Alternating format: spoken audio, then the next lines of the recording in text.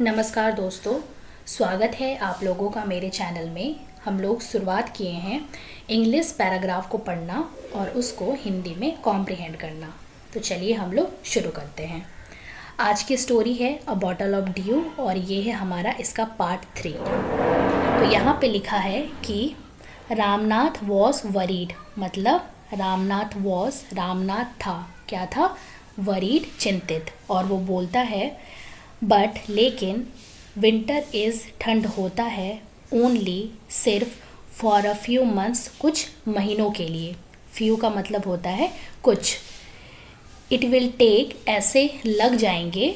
यहाँ ये जो वर्ड टेक है इसका मीनिंग ऐसे होता है लेना, लेकिन यहाँ इसका मीनिंग है लगना, क्योंकि इंग्लिश में कुछ कुछ वर्ड ऐसे होते हैं जो अपना मीनिंग सेंटेंस के हिसाब से चेंज करते हैं।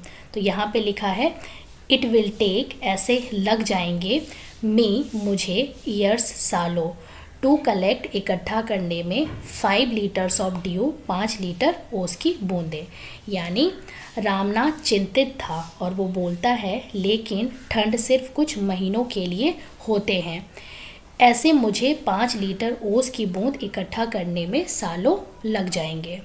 तो ऋषि उसको जवाब देते हैं यू कैन प्लांट, तुम लगा सकते हो। प्लांट का मतलब होता है लगाना। As many banana plants as you want, तुम जितना चाहे उतना केले के पेड़ों को। वॉन्ट का मतलब होता है चाहना।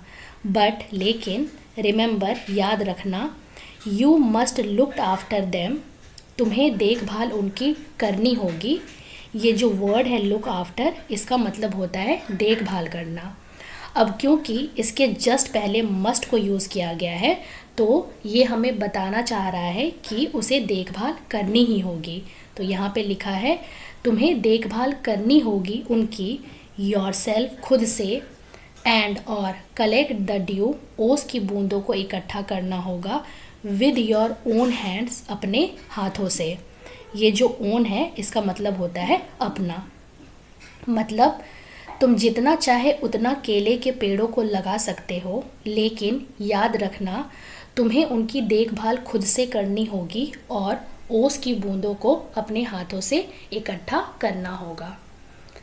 आगे लिखा है रामनाथ वेंट, रामनाथ गया। ये जो वेंट है ये हमारा गो वर्ब का पास्ट फॉर्म है।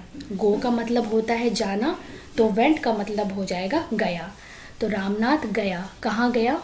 होम, घर, एंड, और, आफ्टर टॉकिंग, बात करने के बाद, किससे? टू हिज वाइफ, अपनी पत्नी से। स्टार्टेड, शुरू किया, क्या शुरू किया? क्लीनिंग, साफ सफाई, किसकी? हिज लार्ज फील्ड्स, अपने बड़े से खेतों की। अब यहाँ ये जो वर्ड है स्टार्टेड, ये हमारा स्टार्ट वर्ब का पास्ट फॉर्म है। स्टार्ट का मतलब होता है शुरू करना, इसलिए स्टार्टेड का मतलब है यहाँ पे शुरू किया। ओके, चलिए, तो यहाँ पे क्या लिखा है कि रामनाथ घर गया और अपनी पत्नी से बात करने के बाद अपने बड़े से खेतों की सफाई शुरू कर दिया। विच, जो, हैड बिन लाइंग, पड़ा रहता था, एम्पटी, खाली, ऑल दीज ईयर्स, इतने सालों से, मतलब जो इतने सालों से खाली पड़ा रहता था। देयर, यहाँ, ही, उसने, प्लांटेड, लगाया। ये जो प्लांटेड है ये हमारा प्लांट वर्ब का पास्ट फॉर्म है। प्लांट का मतलब होता है लगाना, तो प्लांटेड का मतलब हो जाएगा लगाया। क्या लगाया? Rows and rows of banana plants, मतलब केले के पेड़ों की कतार। ही टेंडेड, उसने ध्यान रखा। ये जो टेंडेड है ये हमारा टेंड वर्ब का पास्ट फॉर्म है। टेंड का मतलब होता है ध्यान रखना या बहुत अच्छे से देखभाल करना, तो टेंडेड का मतलब हो जाएगा देखभाल किया या ध्यान रखा। यानी उसने बहुत अच्छे से देखभाल की, देम, उनकी यानी केले के पेड़ों की, केयरफुली, बहुत अच्छे से, एंड, और, ड्यूरिंग द विंटर मंथ्स, ठंड के महीनों के दौरान, कलेक्टेड, इकट्ठा किया। क्या इकट्ठा किया? द ड्यू, ओस की बूंदों को। अगेन यहाँ पे ये जो वर्ड है कलेक्टेड, ये हमारा कलेक्ट वर्ब का पास्ट फॉर्म है।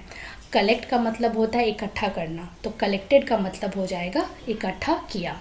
तो यहाँ पे यही लिखा है कि उसने ठंड के महीनों के दौरान ओस की बूंदों को इकट्ठा किया, दैट जो फॉर्म्ड बना था।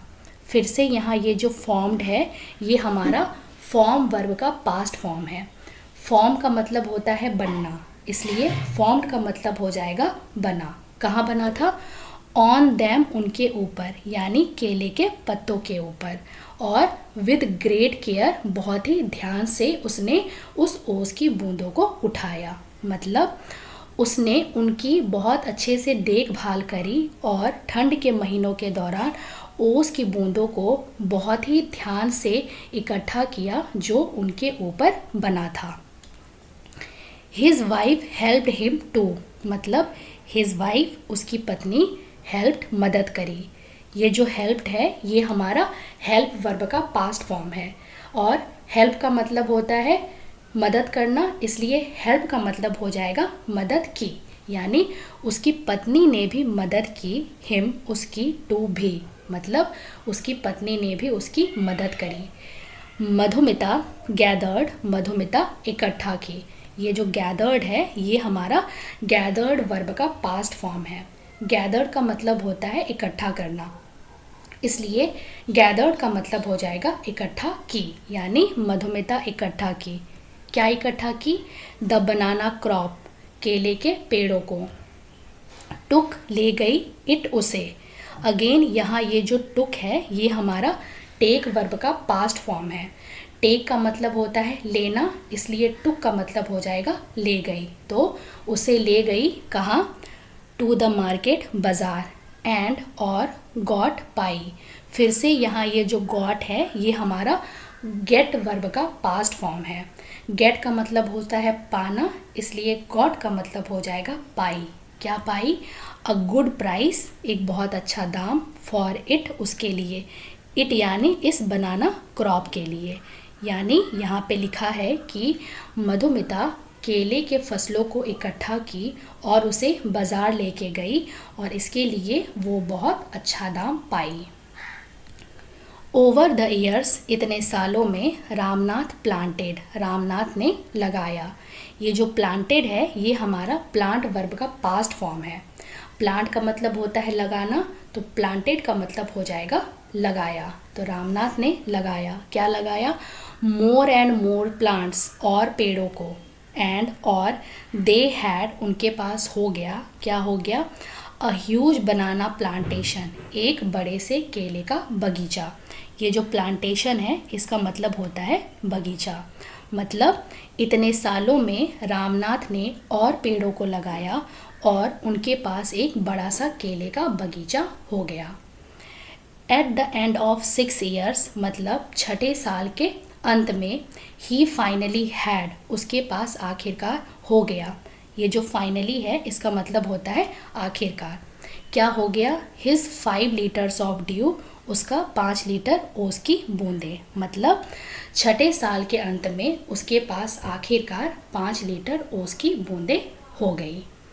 तो ये थी हमारी आज की स्टोरी। मुझे उम्मीद है आप लोगों को स्टोरी समझ आई होगी। हम लोग मिलते हैं इसके नेक्स्ट पार्ट में। तब तक के लिए have a good day and thank you so much.